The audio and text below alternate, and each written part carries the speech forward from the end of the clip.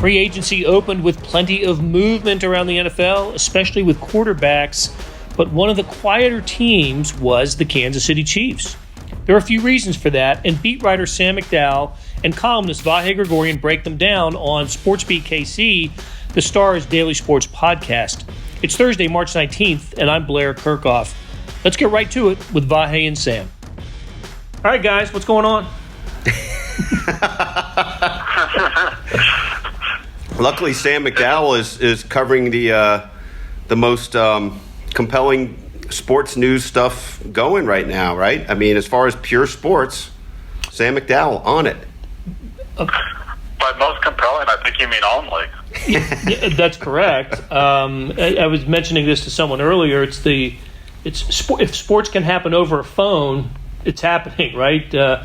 Because if it's happening on a field or a court or on grass or whatever, it's not happening. But there's plenty to talk about. It's free agency week with the Chiefs. We're recording this on Thursday afternoon and trying to keep up with the latest developments.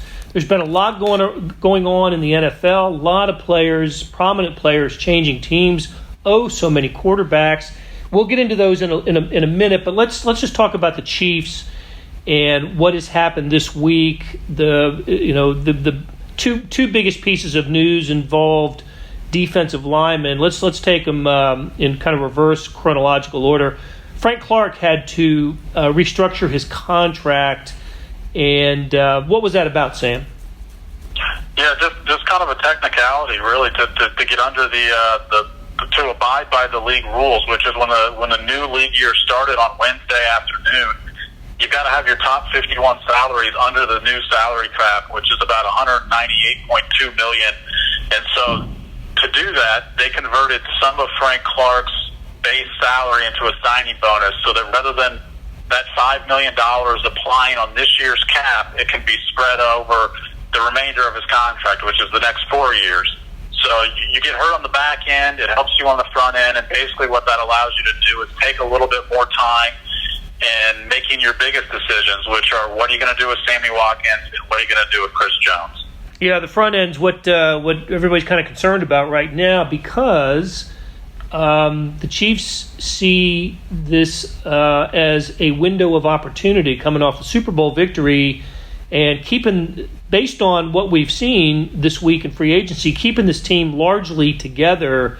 Now, we'll get to Chris Jones here in a minute, but don't you think, Vahe, that's what we're seeing with the Chiefs? They made the big ads last year with Frank Clark and Tyrann Mathieu. In fact, it was a year ago today is Thursday, that Tyrann Mathieu signed a free agent contract with the Chiefs. So I think it's about keeping the band together. That's a great point about that anniversary. I mean, that became a much more meaningful acquisition than certainly I expected it to be, and I think it's emblematic of the point you're making. I mean, they built the band over the course of the last year, and now I think what we've seen early on here is a willingness to part with some not fringe players. That's not the right way to put it, but guys that are maybe beyond the really absolute core of why they're a contender for years to come. I mean, I don't know if they have an active list like these are the guys we have to keep, but I bet you they have something like that. I mean, that like we will not part with these guys. And then of course there's the questions about a guy like Chris Jones, who I'm sure they dearly want to keep, but Sam McDowell, I think, has insight on what the reality of that is. Hey, yeah, I mean, I think they would love to have Chris Jones back, but I mean, heck, I wish my house had 7 bedrooms in it, and it was 5 stories. So I mean, ideally, and I absolutely think they're going to look into what can they do to try and get Chris Jones under the salary cap. And the new and Sam Mellinger wrote a great column about this, and he's absolutely right. The structure of the new CBA to where you can sort of pick which years the heaviest portion of the salaries hits maybe offers them a chance to try and keep Chris Jones and still wiggle that number under the cap. But I still think that, if I'm a betting man, I wouldn't put a lot of money on it, but I still think that the best chance is a tag and trade scenario. And obviously they've already done the tag portion of that. Right. That's why he was designated non-exclusive. Right. If it was exclusive, that would be the Chiefs only negotiating with him, but it's not. It's every team. And then Jones put out that somewhat cryptic text or tweet earlier this week, right? I forgot exactly what it said, but it's been fun. What's interesting about the non-exclusive tag is other teams can negotiate with him, but you got to give up a couple of first-round picks if you sign him. Right. And let's face it, that would be a fantastic return for Chris Jones. So if another team wants to negotiate with Chris Jones and sign him and give up 2 first-round picks, the Chiefs have an opportunity to match. But at that point, I think you've got to let him go and say, we'll take the 2 first-rounders. Yeah, I agree.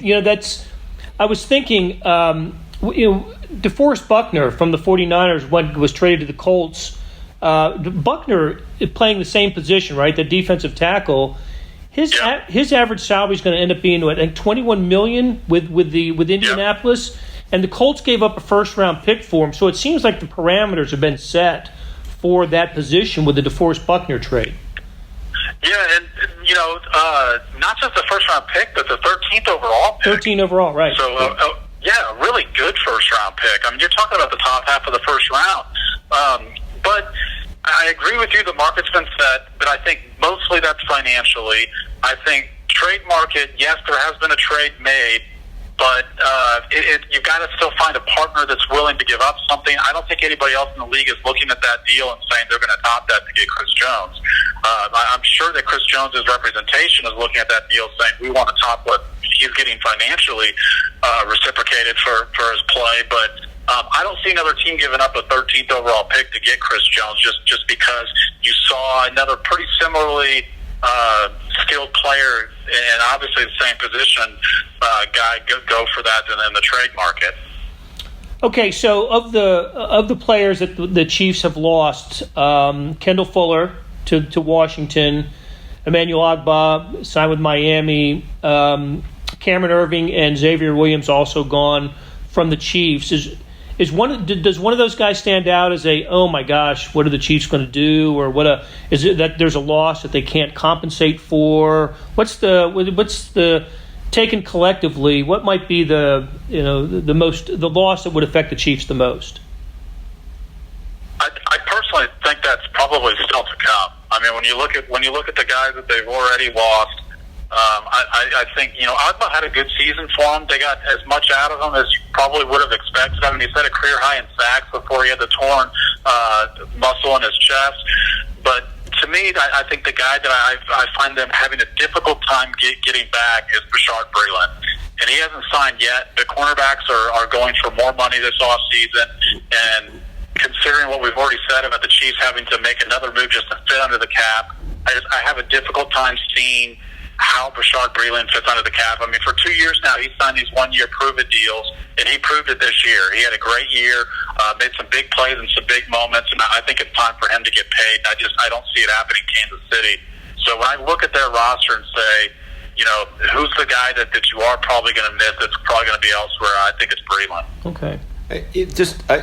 My answer to this is more of a question, and I might be mixing apples and oranges a little bit, but for both you guys, Sam particularly, how do you, if you had to choose between Watkins and Breeland, right? And that's a false choice in a way, but I mean, which would you sooner part with? Which would hurt the Chiefs more? Which is harder to replace with what they have in store and with what they might be able to procure during the draft?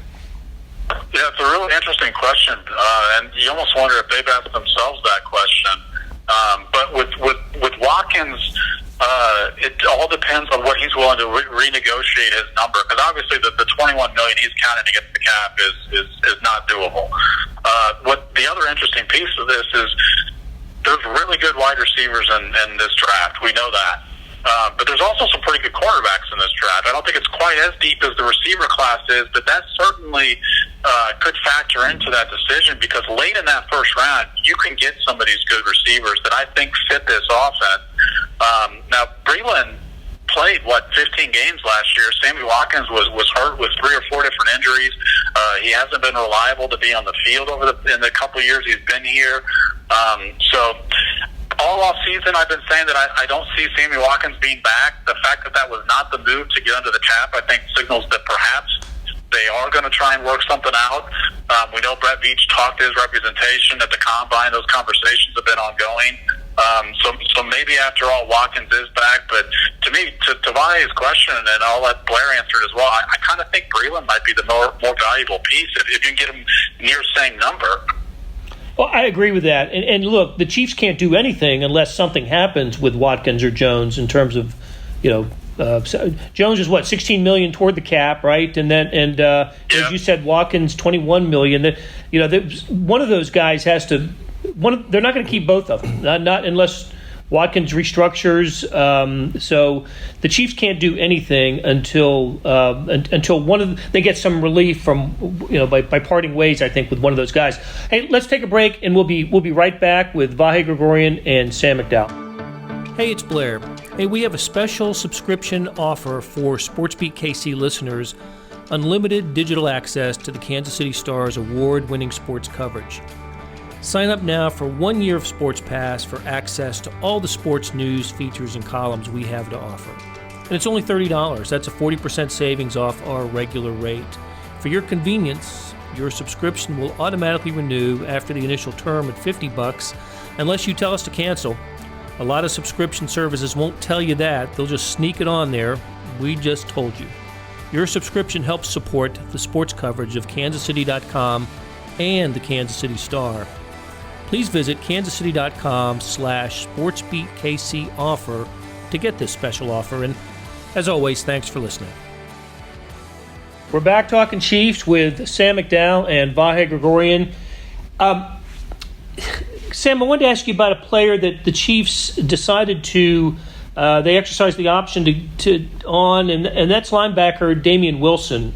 He would have been about I think a $4.5 million contract. Kind of raised some eyebrows. You won't. I don't think you would list him as the among the top maybe 2 or 3 most valuable defensive players, and maybe could have found some space, some cap space by letting him go. But they brought him back. What's the value of Damian Wilson? Damian Wilson had to play most of last year out of a different position than what they had intended when they brought him here on the different side of that linebacking core, because Darren Lee flat out didn't work out when they traded for him. The plan was to have him, Hitchens, and Lee Hitchens and Wilson start. Well, when they decided that Lee just frankly wasn't cutting it, they moved Wilson, and so I think that they'd like to get somebody in the position they intended for Darren Lee last year so that Damian Wilson could play the position he was intended to play. I frankly thought Damian Wilson showed some flashes early in the season. Now, late in the year, he wasn't the same guy. He was thought to be a really good coverage linebacker. I thought we saw that fade off late in the year, but maybe that improves a little bit if he's playing the position that they like him to play. Okay. They also, Damian Williams is back, the running back. No surprise there. Andrew Wiley, the offensive guard, and Deion Yelder, the tight end. I saw a tweet today from was it the Chiefs that tweeted out Chad Henne was signing his deal with the Chiefs, so they made a decision, Chad Henne over Matt Moore. Yeah, and Herbie and I reported that a couple days ago that was going to be the case, but it surprised me a little bit, and I think it surprised Matt Moore a little bit as well. Matt Moore's going to have a market if he wants to continue to play, and obviously this is a guy that last year, not his choice, was not in the league to open the year because he wasn't getting offers, but he played well in those 2 games, and I wondered if I thought he would be the decision because of his performance last year, but they decided to go with Chad Henne as the backup to Patrick Mahomes, and so like I said, there's a market out there for Matt Moore if he wants to continue playing, but obviously it won't be here in Kansas City. It is interesting. I sort of thought Matt Moore, had enough currency from what he did, and we really haven't seen Chad Henne in any meaningful, barely at all, but any meaningful situation since he's been here. But who knows exactly what broke that down, and it surprised me too. I thought just winning the Vikings game was currency enough. And he ggets the W if you do that way for the Denver game too, right? Yes, he was the sort of the quarterback of record after Patrick, hurt himself. Well, let's face it, they don't have the same playoff route. They don't even get a bye last year if Matt Moore doesn't win that game. because they're playing in that opening weekend if Matt Moore doesn't beat the Vikings. You know, what's interesting about that is before the year, Andy Reid told us that, you know, when they signed Chad Henne 2 years ago, it was a 50-50 coin toss between Chad Henne and Matt Moore. Well, Matt Moore proved he can work in your offense, and he won a game for you. So that's why I thought that Matt Moore would be the choice. You know, I think his rating was over 100 in both games he played. Well, I thought he sure looked good. I mean, yeah, he really looked good. Didn't look like a guy who'd been coaching high school football a couple of weeks before that. I mean, that was and what a great point you made about that one game difference. Reminds me a little bit of Raul Ibanez's home run and a 1-0 win over the A's in 2014. That was the difference between the wild card game being a home game and an away game. Okay, so what about these other, old faces and new places? Let's start with Tom Brady with the Tampa Bay Bucks. Just so happens the Chiefs play at Tampa Bay this year. So instead of seeing Jameis Winston, which I thought would have been formidable enough with the season that Jameis Winston just had, they're among their NFC opponents. They're going to have to go to Tampa Bay and face Tom Brady, and go to New Orleans and face Drew Brees. I think that the Chiefs are also scheduled to play the Patriots, so they're finding a new quarterback there. But anything else stick out to you in terms of player movement? And to be honest with you, I think the Chiefs didn't hurt themselves at all by having they were financially basically required to stay where they were. But the losses weren't heavy. Other teams seem to be making not desperate moves, but win now type of moves. Brady to the Bucks, Phillip Rivers to the Colts is another one. Chiefs don't have to make those moves.